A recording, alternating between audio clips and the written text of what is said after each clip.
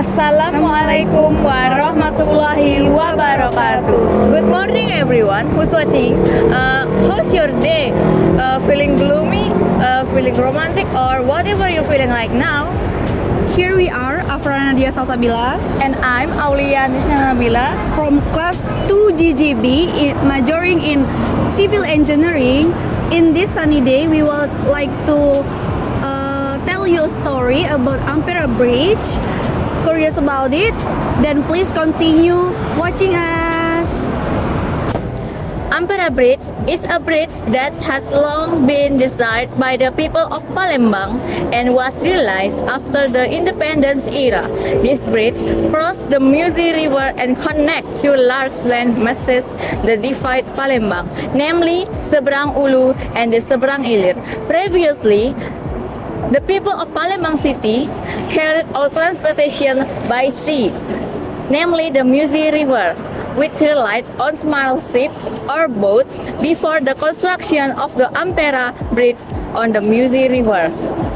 The idea to build this bridge has emerged from the Palembang Gamiri era 1906 by building a bridge to unite the two separate areas, namely the Seberang Ilir area and the Seberang Ulu area. In 1924, the idea to build this bridge re-emerged or surfaced to be realized when the mayor of Palembang was led by Lee Kok de Viel.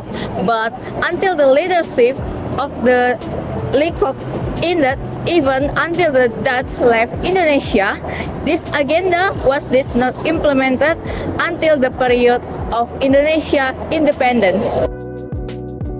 October 29, 1956, a meeting was held to discuss the design of the bridge construction on the Musi River Palembang.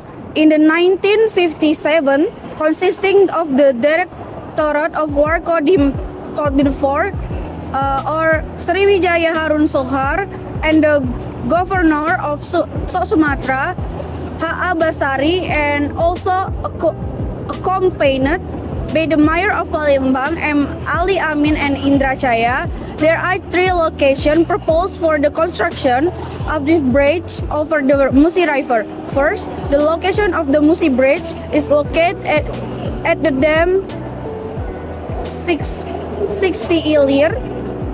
Palembang continues across the Musi River to the Ulu Terminal 7 area. The second option, the Ampera Bridge will be placed in the Tangga Takat Sea area in the Pelaju or area from the proposal of some local people and extends for Ulu the Musi River, which until now was called Jalan Pusri or the Kalidoni area. In the third option, some in the people have proposed the location of the Musi Bridge near the village of For Ulu Laut, just across the Ilir in the Sekanak Market area, as a straight line on Jalan Temon in the Ilir area Palembang. Location, Sukarno determined and authorized the location of the construction of the Musi or Ampera Bridge to be the first option, or the location of the current Ampera Bridge. Ampera Bridge at this time starting for the 7 or 10 Ulu area to the area opposite the 16 Ilir Market and continuing straight to Jalan Sudirman. The Musi Bridge was designed by Japanese experts who were first in building bridge in high-risk area. In April 1962, the construction of the bridge over the Musi River began. The construction of this bridge using the spoil funds from the Japanese War. The inauguration ceremony of the Musi Bridge took place on November 10, 1965, not directly by Sukarno, but represented by Prince Yazid Bastami, who at the time served as governor of South Sumatra. This bridge became the first longest and most modern bridge in Indonesia and in Southeast Asia at the time. The most important historical value, apart from its technical and architectural aspect, is that this bridge symbolized the start of development, especially modern bridges in Indonesia since the independence period. The Musi Bridge was named Bung Karno Bridge to show the gratitude of the people of Palembang to the President Sukarno for the construction of the bridge over the Musi River, which was much waited by the people of Palembang. During the Orde Baru era, Bung Karno Bridge was remain Ampera Bridge because both sides of the bridge were often used a gathering place for the student who represent the mandate of the people's suffering. That's why the name Bung Karno Bridge is considered inappropriate and fitting. It is used as a symbol of the misery of the people of South Sumatra. So that the designation of the bridge was changed, namely the Ampera or Amanat Penderitaan Rakyat. This change was approved by the Orde Baru era government and the people of Sumatra. Therefore, until now the Ampera Bridge is no longer Bung Karno Bridge but the Ampera Bridge. Since the inauguration, the Ampera Bridge has become a symbol that characterizes the identity of Palembang city.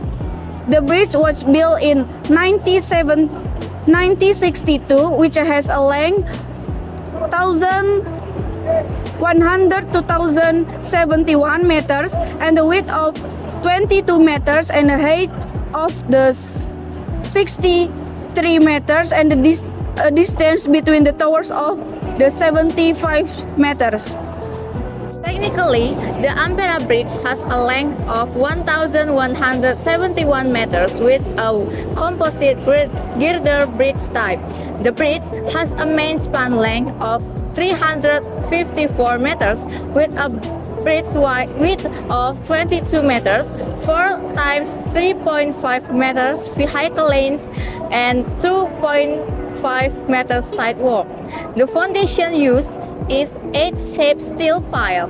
The Palembang side of the bridge is 27 meters plus 30 meters plus 27 meters, while the Pelaju side is 27 meters plus 6 times 30 meters plus 27 meters.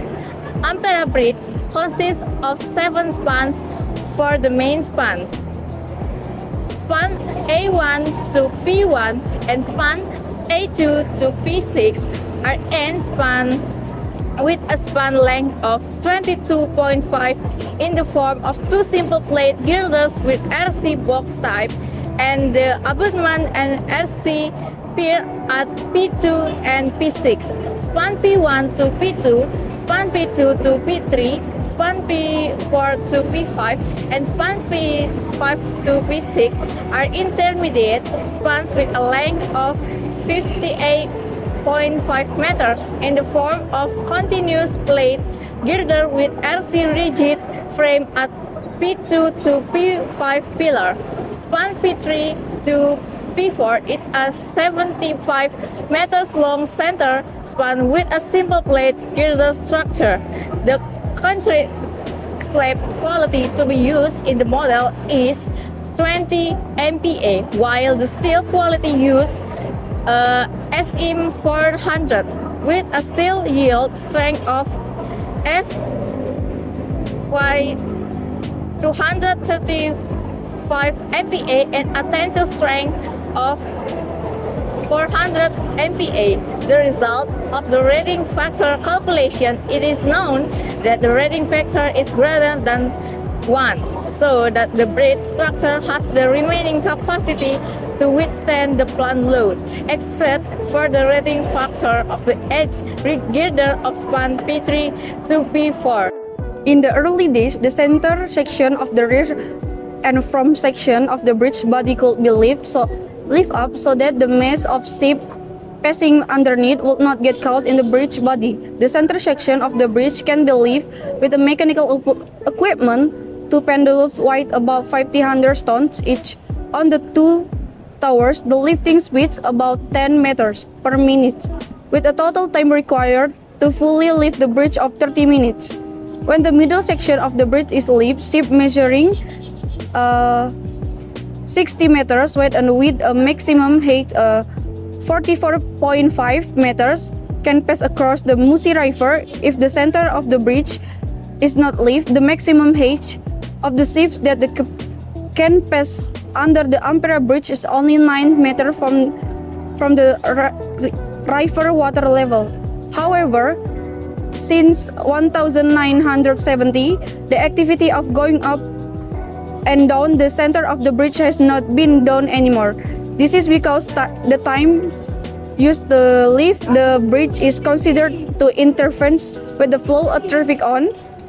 And in 1990, the pendulum ballast was dismantled because it is afraid that it could be dangerous. Historical value of Ampera Bridge is very high, both from the architectural aspect and the role of Ampera Bridge to the people of Palembang.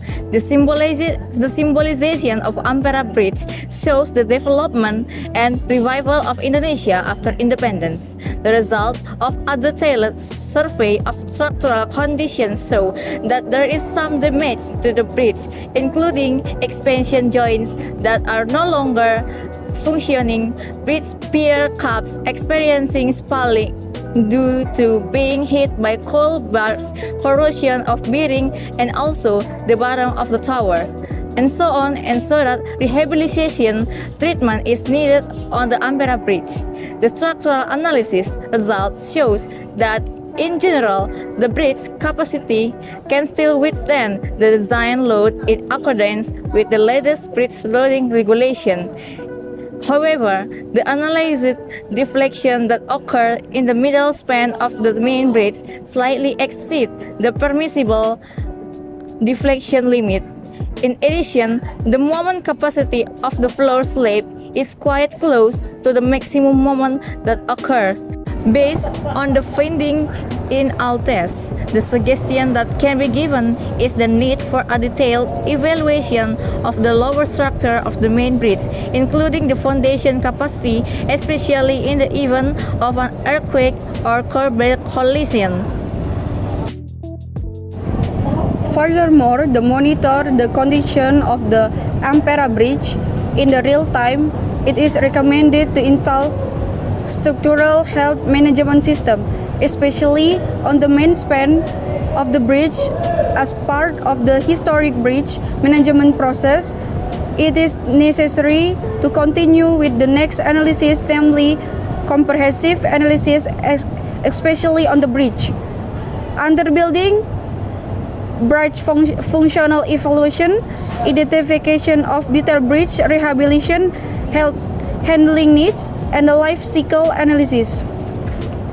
The approach to preserving bridges that have historical value to be standardized so that it can be duplicated. The approach to preserving bridges that have historical value, heritage assets, to be standardized so that it can be duplicated both for the province of South Sumatra, which include the Ogan Satu Bridge on the Teluk Bridge, which were built during the Dutch colonial era, or for other historic bridge throughout Indonesia. Other innovative things that are needed increasing the use value of the Ampera Bridge include the utilization of the Ampera Bridge as an integrated tourist spot with the Musi River tourism, and opening access to visit the public a curtain place of the bridge. Okay, so that's all from our explanation of Ampera Bridge, history and other information about the bridge. We hope our information are useful and thank you so much for accompanying us in this video. It's time for us to redraw ourselves. We deeply apologize for any mistakes we made, and we would like to give lots of gratitude to any watching this. Wassalamualaikum warahmatullahi wabarakatuh. See you guys.